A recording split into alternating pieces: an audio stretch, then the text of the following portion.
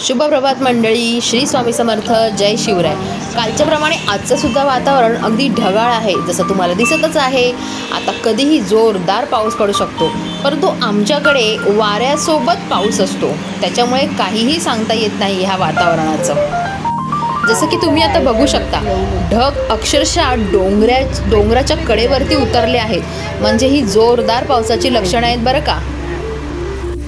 आमच्या इथे बहुतेक लोक गायींचं पालनसुद्धा करतात, तर ते काय करतात, सकाळी गायी खायला सोडून देतात, त्या संध्याकाळी बरोबर आपल्या घरी जाऊन बसलेल्या असतात।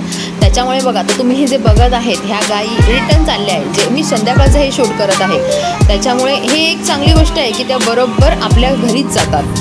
आता आम्ही निघालो आहे कर्जतच्या दिशेने।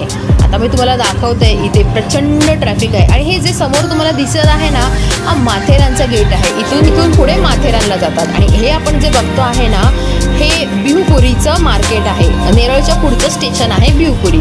या मार्केटला आज बघा रविवार असल्यामुळे प्रचंड गर्दी आहे। वाहनांची वर्दळ तर जास्त आहेच, पण शॉपिंग करणाऱ्यांची वर्दळसुद्धा जास्त आहे। तर इथे बिहुपुरीवरून पुढे आपण कर्जतला जाणार आहोत। आज आम्ही असंच जस्ट CNG पेट्रोल पंप कर्जतला तिथे जाणार आहे, त्यामुळे मी तिकडचं सगळं तुम्हाला आज दाखवणार आहे। रस्त्यामध्ये बहुतेक रिसॉर्ट लागतात, म्हणजे इथे राहतात त्यांना माहीतच आहे। बिहुपूर आणि कर्जतमध्ये प्रचंड रिसॉर्ट आहेत आणि नेरळमध्ये सुद्धा बरं का। आता टाईम झाला आहे कारला तिचा खाऊ द्यायचा, कारण जसं आपण चालतो तसं आपल्याला जशी एनर्जी गरज असते तशी कारला सुद्धा असते। तर आम्ही इथे थांबले आहोत बिहुपुरीच्या CNG पेट्रोल पंपला।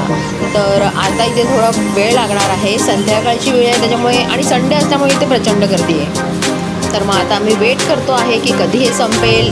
चला, आता आम्ही निघालो आहे CNG भरून। ॲक्च्युली मी माझ्या एका मैत्रिणीला भेटायला चालली आहे। खूप दिवसांनी मी माझ्या मैत्रिणीची भेट घेणार आहे आज। तर आता आम्ही चाललो आमच्या घरी। तर मित्रांनो, आता वेळ झाली आहे आजच्या सुविचाराची, आणि आजचा सुविचार आहे, जिभेचं वजन हे खूप कमी असतं, पण त्याचा तोल सांभाळणं खूप कमी लोकांना जमतं। याचा अर्थ असा आहे की आपण आपल्या जिभेवरती साखर ठेवूनच सर्वांशी वर्तन करावं, कारण रागारागामध्ये आपण अशा काही गोष्टी लोकांना बोलून जातो जेणे त्यांचं मन दुखावतं, त्यांचा अंतरात्मा दुखावतो, आणि नंतर त्याचा त्रास आपल्याला कुठून ना कुठून तरी कळत नकळत होतो। त्याच्यामुळे आपल्या जिभेचा तोल सांभाळणं हे आपल्याच हातावरती असतं। त्यामुळे डोकं शांत आणि जिभेवरती साखर ठेवूनच इथे वागावं लागतं।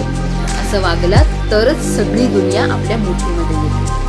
तर तुम्हाला जर माझा आजचा हा व्हिडिओ आवडला असेल तर लाईक, शेअर आणि सबस्क्राईब नक्कीच करा। मला माहीत आहे तुम्ही मला नक्कीच सपोर्ट करता। थँक्यू।